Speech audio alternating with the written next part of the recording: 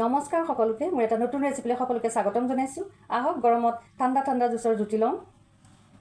মই বনাম আজি তৰমুজৰ জুচ। তাৰ কাৰণে মই তৰমুজখিনি সৰু সৰুকৈ কাটি লৈছোঁ আৰু ইয়াৰ গুটিখিনি গুচাই লৈছোঁ। মই তৰমুজখিনি দুটা ভাগ কৰি লৈছোঁ কাৰণ মই দুটা পদ্ধতিত বনাম জুচ। প্ৰথমে মই প্ৰথম পদ্ধতিটোত বনাই লওঁ।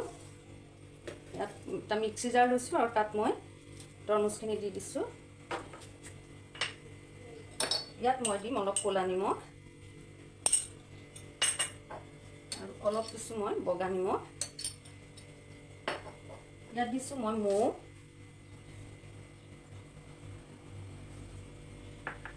আৰু দিছোঁ অলপ নেমু ৰস আৰু ইয়াত মই দিছোঁ এইখিনি ফ্ৰিজৰ পানী দিছোঁ ঠাণ্ডা হ'বৰ কাৰণে। ইয়াত আপোনালোকে চাট মছলা দিব পাৰিব, জলজিৰা দিব পাৰিব বা পদিনাও দিব পাৰে।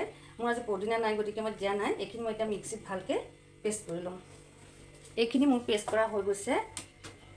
কালাৰ হ'বৰ কাৰণে মই ইয়াত দিম অলপ বিটৰ ৰস, অলপ লৰাই দিছোঁ আৰু এটা গিলাচ লৈছোঁ আৰু ইয়াতে মই এইখিনি বাকি দিছোঁ। সৰু সৰুকৈ কাটি লোৱা তৰমুজ দি দিছোঁ। এয়া মোৰ প্ৰথম পদ্ধতিৰ জুচ হৈ গ'ল। এতিয়া মই বনাম দ্বিতীয় পদ্ধতি।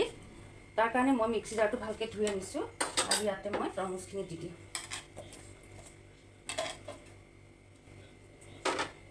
ইয়াতো মই দিম অলপ মৌ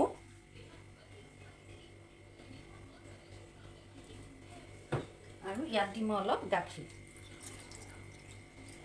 ইয়াতো কালাৰ হ'বৰ কাৰণে মই অকণমান বিটৰ ৰস দি দিছোঁ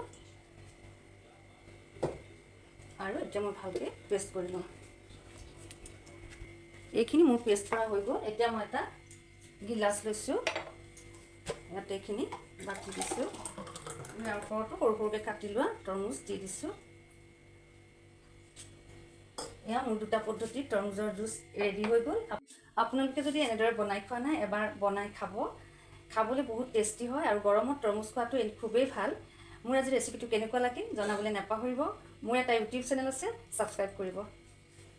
আজিৰ ভিডিঅ'টো ইমানেই। অন্য এটা ভিডিঅ'লৈ আপোনালোকৰ মাজলৈ সোনকালে আহি আছোঁ। তেতিয়ালৈ সকলো ভালে থাকক, সুস্থ হৈ থাকক।